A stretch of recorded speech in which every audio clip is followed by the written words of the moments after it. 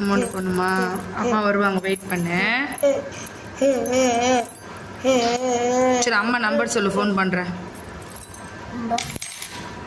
Number சொல்லுங்க. 97 87 87 87 9. அப்புறம்